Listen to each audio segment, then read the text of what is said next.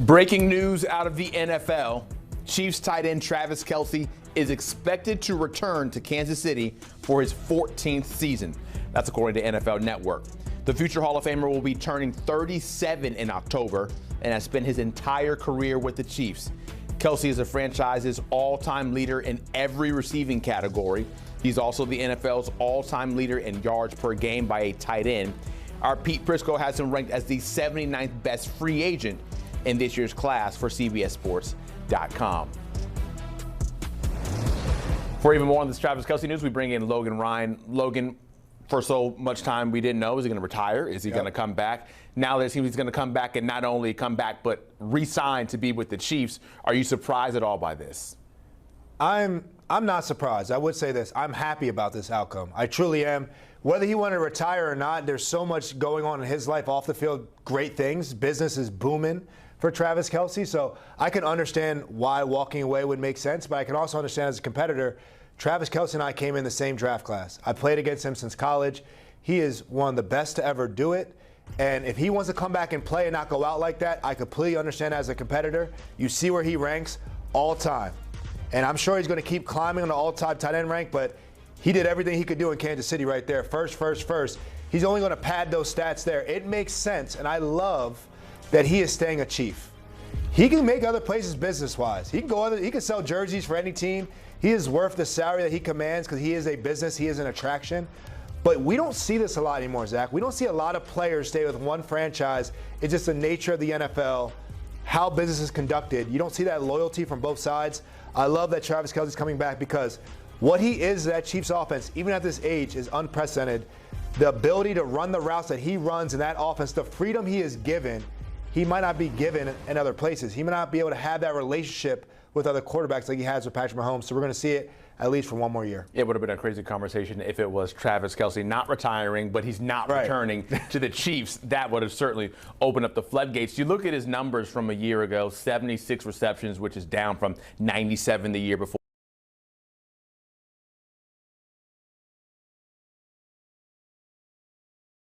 Or had 93 the year before that and 110 the year before that. So obviously the production slowing down a little bit. What do you think he still has left in the tank right now? He still has this creative ability to still extend plays for Patrick Mahomes. Like, so much of Patrick Mahomes' success is Patrick Mahomes' talent, but it's also Travis Kelce and Andy Reid. Like, it's part of a triangle for me. And having to defend these guys, having to lose a Super Bowl to these guys, I play these guys in the playoffs multiple times. It starts and ends with Travis Kelce on that offense in terms of Patrick Mahomes' passing progression. That's his number one receiver in the beginning of the play, and at the end of the play, he always finds a way to find Kelce. So he's the go-to target. Even for next year, in my opinion, when you play Kansas City, you have to take Travis Kelce out of the game. That's the respect he commands because of how much targets and receptions he gets a game. Given an offseason where he might not be able to work with Mahomes too much as he works his way back from injury, how do you think that maybe changes the outlook for this upcoming season if this is going to be a one and done and ride off into the sunset for Kelce? Of what can you expect to see if this is the last go round? It's so much has to do with Patrick Mahomes, right? And that ACL and the recovery process of that. I think the Chiefs are going to have to change their core eventually. But Chris Jones is still there. Travis Kelce is still there. So they're going to still try to extend this group. But this could be the last go-around here for Travis Kelce. It's been 1 year at a time. He's got one more year committed. We'll see what Patrick Mahomes' health looks like coming off that ACL. So much of what Patrick Mahomes does is outside the pocket, right, with that athleticism. We got to see that return. But Travis Kelce is his best friend out there on the field. I don't know what this production is going to look like because Mahomes is going to be out there early. What does Kelce have left in the tank? But clearly enough for both sides to come to an agreement for one more year. Yeah, certainly one last go around, figure out how that is able to play out on the field. And it's been such a busy morning that we've discussed a lot already, Logan. We can circle back over to the Tua Tagovailoa news that we started a few hours ago. Him being released by the Dolphins, and now reporting coming from our Jonathan Jones that the Falcons are the leading candidate to land Tua. That's a team that we had thrown out just in mulling it over. Now that you hear that that's what it might be, how does that fit? Tune in all day. I'm on fire. One of my early predictions was Tua and the Falcons, right? We had to put a list of potential. I said I liked Atlanta. Lefty quarterback with Penix, right? Penix is coming off of an ACL injury. He might not be ready to go right away. Why not put a lefty in there like Tua? We'll see what that quarterback battle looks like. But look at this. Tua cost the Falcons literally nothing.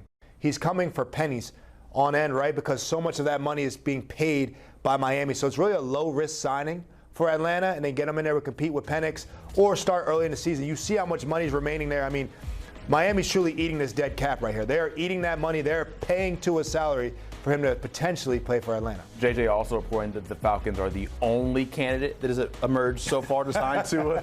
Is that a shock to you it's just Atlanta right now? The one and only. Look, I think that Tua's market, although he is cheap, right, is going to see where other people fall. I think there's other quarterbacks out there. I'm looking at Kyler Murray. I'm looking at Malik Willis. I'm looking at Mac Jones, as maybe these other teams want to see where they can get one of those guys. If they can't, they'll settle for Tua. But I think Atlanta's saying, hey, based on our situation, look, and our CBS's own Matt Ryan is now the president of Atlanta. He knows quarterback play.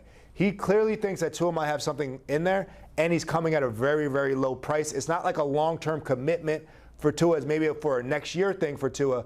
But right now, that being the leading candidate and being the only candidate makes sense to me. I think these other teams are waiting to see if they can get another guy in the fold. He is Logan Ryan. He's been rocking with us all morning long, and you'll still be rocking throughout the rest of the day as we talk about Tua and we talk about everything else. Travis Kelce coming back as well. Tua, the deep pass, the deep ball has not been his forte after it was in 2022. You see him just falling off of a cliff here at T28 in that 24-25 season, worse from air yards per attempt at 6.2. There's so much more coming to go with the NFL over here on HQ. I've seen like 50 guys getting ready to hop on the noon show. So just get ready for a lot about to happen, because at noon Eastern, the legal tampering window opens up in the NFL. We've got the whole squad ready to discuss anything that breaks, so keep it locked right here, Tagovailoa, and all the money that comes with them.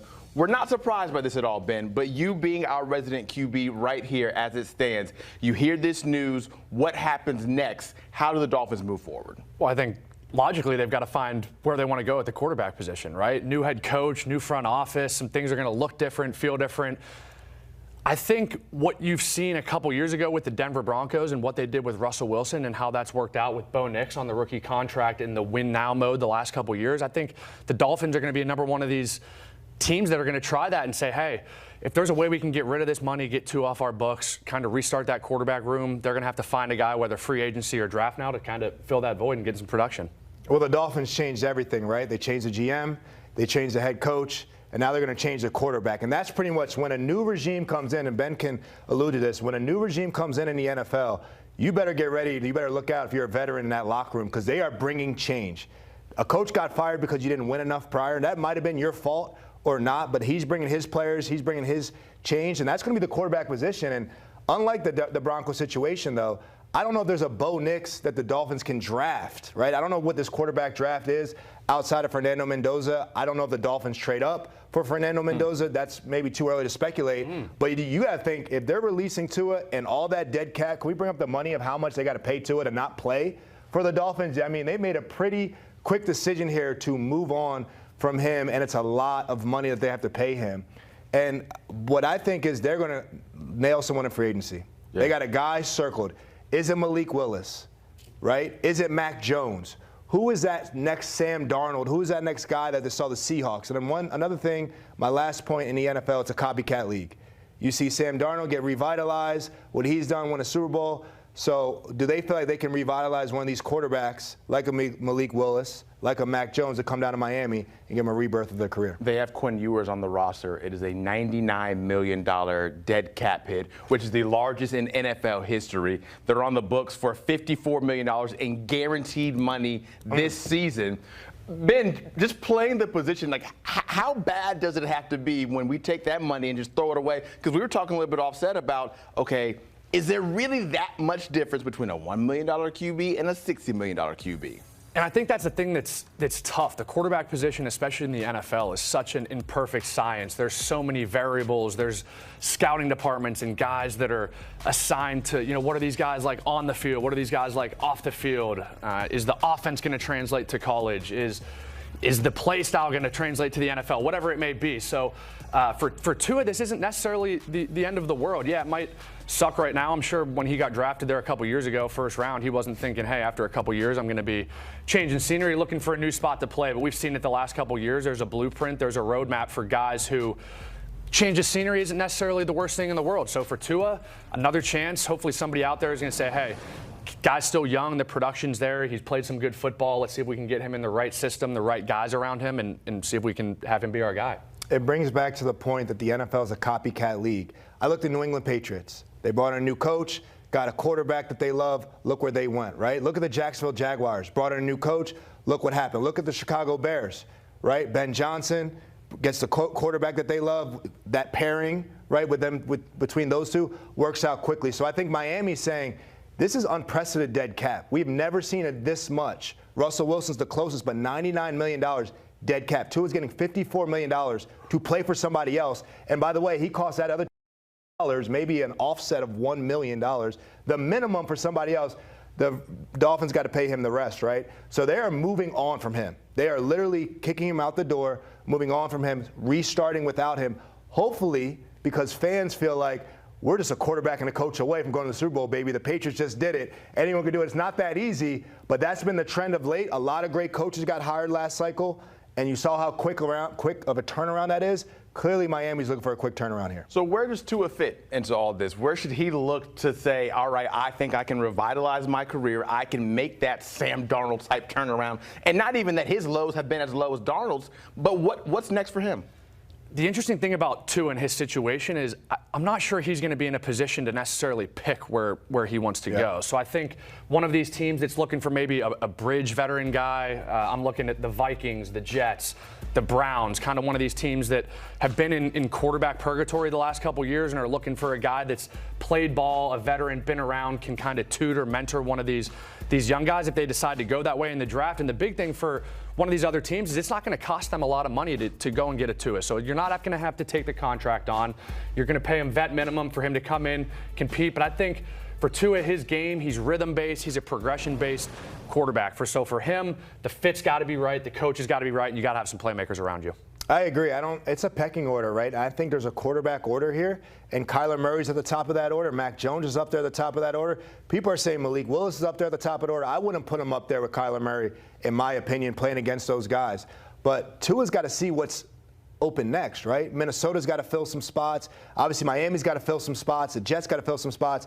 I'm looking at Atlanta, right? Atlanta's a place where you talk about a bridge, but Malik Willis is a lefty. Right, they've got to prepare to have a lefty quarterback. He's coming back from injury. I don't know if Kirk Cousins is going to be in Atlanta either. That could be another moving piece. I'm looking at the Jets, right? Who do the Jets end up with? Are they able to get Kyler Murray or Malik Willis? If not, do they have to settle on Tua? But how crazy is it that we're talking about tanking for Tua 5-6 years ago? Yeah. Now we're settling for Tua, and we're having Malik Willis ranked higher than Tua. So if I'm a GM, I might say, hey, Tua has some good ball left in him. Maybe Arizona, maybe the Jets, maybe Atlanta are a team, because he doesn't cost them much. Remind you, he's coming for like 1 penny. You can get Tua on the low right now. Yeah. It might be a good deal. You can get me for the same price.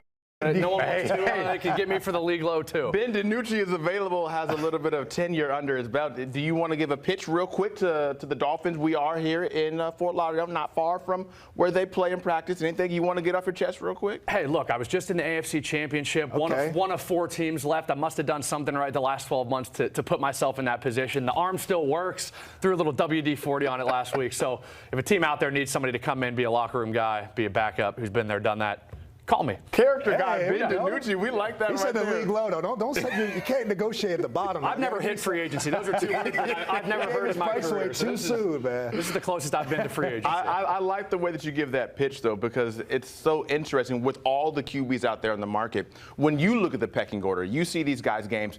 Who do you like the most between a Kyler Murray, between a Tua, a Mac Jones, a Malik Willis, Anthony Richardson wants to be traded? How do you view all those guys? I think the 2 names that you're going to be heard that are going to be thrown around more than others, Malik Willis, Kyler Murray. Kyler Murray, I think the athleticism, the playmaking ability, first-round pick, pops off the screen, a Lamar Jackson athlete, right? And the other, Malik Willis, is the guy I trained with a bunch in college. Physical stature reminds me of Cam Newton, one of these bigger, broad-shoulder body types. Can sling it, can run it, great dude. I've been around him a couple times. It's been an honor to kind of get to know him a little bit, see him play. But The crazy thing about quarterback in the NFL is it's what have you done for me now? Tua was a first rounder 6 years ago, 5 years ago when I came into the league in 2020. Now we're looking at him as, hey, we got to see where some of these other guys potentially go, and then Tua, you're going to have to kind of get in where you fit in. So the NFL is a win now league. A lot of these quarterbacks, Malik Willis, Kyler Murray, Malik Willis, at least his best ball he just played this past season when Jordan Love wasn't able to play. Kyler's played some good ball in his career, but I look at those couple names in terms of quarterbacks that are out there that I would imagine are going to start to fall before we see a Tua find his spot. Do you feel the same way as you kind of alluded to that earlier? Yeah, look, the top two for me, in my opinion, these are guys I competed against, and number one would be Kyler Murray. And I can't speak on his personality. I wasn't his teammate. I know that's been some of the issue. But as a player, game planning him, it takes time. He is ridiculously quick, ridiculously fast. He obviously has extreme talent. You know his history in high school, his history in college, his history as a baseball player. He's a supreme athlete. He has some special gas left in that tank. I know having to game plan him, we had some serious rules that we cannot let him scramble because it's different when he does that. The next one I would say above Malik Willis for me is Mac Jones. Mac Jones is a decisive decision maker. He does not have the athleticism of the other guys, but he knows where to go with the ball. You put Mac Jones in Minnesota's system with those type of receivers, you saw what he did in San Francisco's system, and they're similar, right? He can still deliver the ball, but there's going to be a wide open free agency. There's going to be tons of quarterbacks out there, and probably more than we're used to seeing in terms of veterans bounce from side to side. But Murray, Mac Jones, those top two for me, I think could change the franchise quickly. Yeah, you mentioned free agency. We didn't even get into what y'all were going to originally talk about here today with the NFL legal tampering window opening up at noon. But, of course, as we get closer and closer to that today, we will continue that conversation. If anyone's asking me, I've got Ben DiNucci at the top of my list of all the available QBs as we take a look at Tua Tagovailoa's numbers since 2022 under Mike McDaniel. It was good in the beginning, not so good in the end. That's why neither of them are still down here in South Florida. So much more to get to with this portion of the conversation, and we will continue it on the other side when Jonathan Jones taps in with us. What happens next around the league now that Tua is no